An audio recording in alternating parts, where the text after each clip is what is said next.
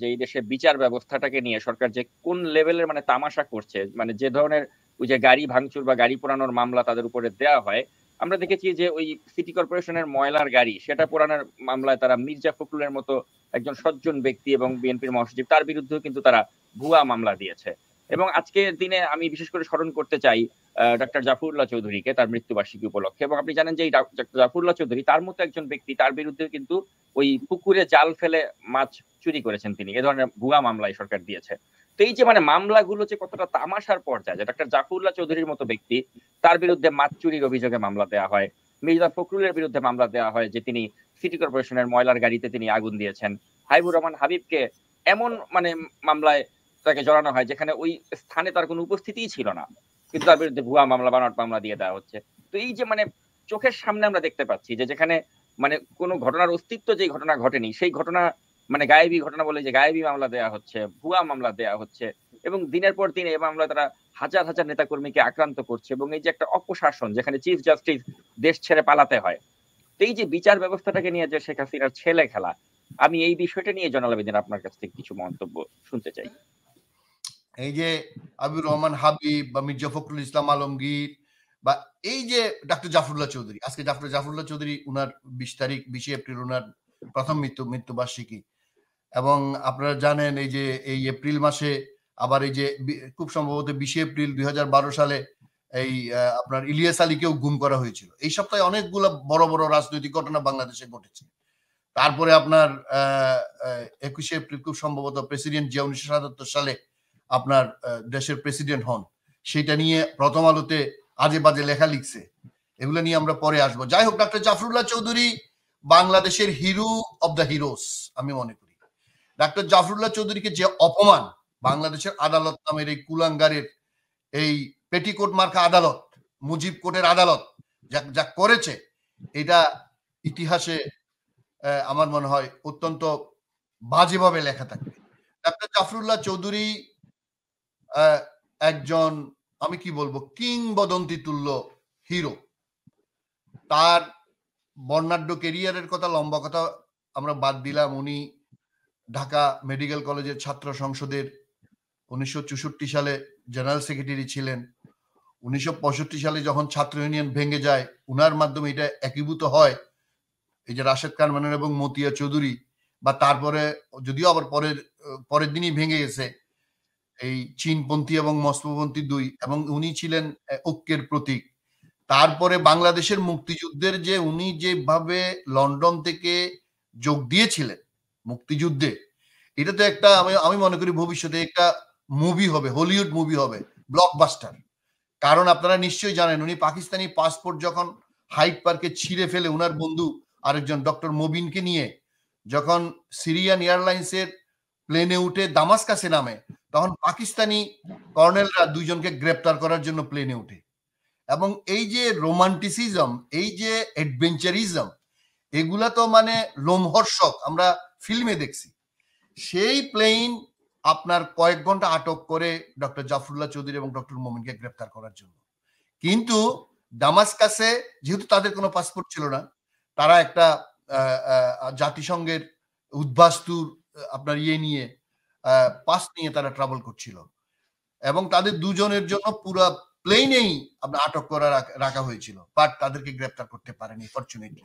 যাই হোক, সেই প্লেন দামাস্কাস থেকে পরে দিল্লি হয়ে উনি কলকাতায় যে ফিল্ড হাসপাতাল করলেন, এবং উনার যে অ্যাডভেঞ্চার, সে অ্যাডভেঞ্চার, উনি একজন প্রথম শ্রেণীর, উনি এফসিপিএস পাশ করা পরীক্ষাও দিয়ে দিয়েছেন, কিন্তু রেজাল্টের জন্য অপেক্ষা না করে যে মুক্তিযুদ্ধে যে উনি যোগদান করলেন।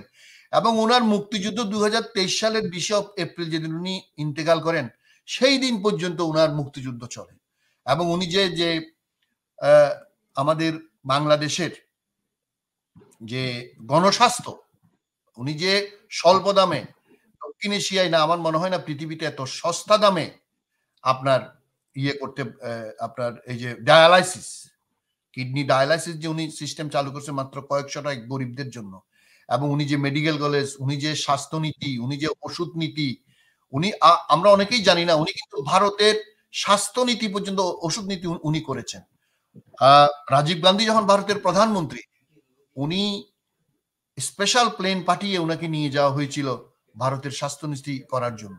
উনি বাংলাদেশের স্বাস্থ্যনীতি এবং ভারতের স্বাস্থ্যনীতির প্রণেতা, এবং উনি এমন একজন মহিরুহ মানুষ, বাংলাদেশের স্বার্থে, বাংলাদেশের গণতন্ত্রের স্বার্থে, বাংলাদেশের সার্বভৌমত্বের স্বার্থে উনি ভারতকে এক চুল ছাড় দেয় নাই। এবং উনি মৃত্যুর আগে একটা সাক্ষাৎকারে আমি দেখছিলাম, উনি বলছেন যে উনাকে আর ভারত ভিসা দেয় না। কেন? কারণ উনি বাংলাদেশের স্বার্থে ভারতকে খণ্ড বিখণ্ড করার জন্য উনি প্যাট্রোনাইজ করবেন বলে যে সাহসী উচ্চারণ করেছেন, বাংলাদেশের কোন রাজনীতিবিদ, কোন লেখক, কোন সমালোচক করতে আমি শুনি নাই। সুতরাং আজকে ডক্টর জাফরুল্লাহ চৌধুরীকে আমি স্মরণ করি শ্রদ্ধার সাথে। আমি গর্ববোধ করি আমার চট্টগ্রামের অন্যতম একজন সেরা সন্তান ডক্টর জাফরুল্লাহ চৌধুরী, এবং এই যে শেখ মুজিবুর রহমান, রাষ্ট্রপতি জিয়াউর রহমান এবং পরবর্তীতে আরো বিভিন্ন সরকারের উনি মন্ত্রিত্ব নেন নাই, কিন্তু আমি প্রেসিডেন্ট জিয়াকে আজকে আবার স্মরণ করবো ডক্টর জাফরুল্লাহ চৌধুরীকে সম্মানিত করার জন্য।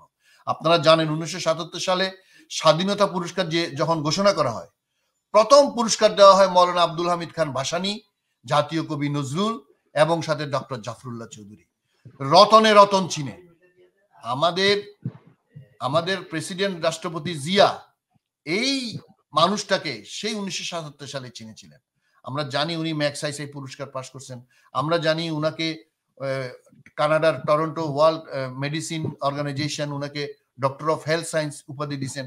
আমরা জানি আমেরিকার বিখ্যাত বিশ্ববিদ্যালয় ইউনিভার্সিটি অফ ক্যালিফোর্নিয়া বার্কলে উনাকে খুব সম্মানিত করে world heroes for the health declare করেছেন। অনেক নিউমারাস উনি এশিয়ান যেটা নোবেল বলা হয় রেমন ম্যাগসাইসে পুরস্কার ফিলিপিন্সের এটাও পেয়েছেন, অনেক পুরস্কার উনি পেয়েছেন। বাট সবচেয়ে কথা হচ্ছে his commitment to the people of Bangladesh, his commitment to the সভরেনিটি, to the independence of Bangladesh.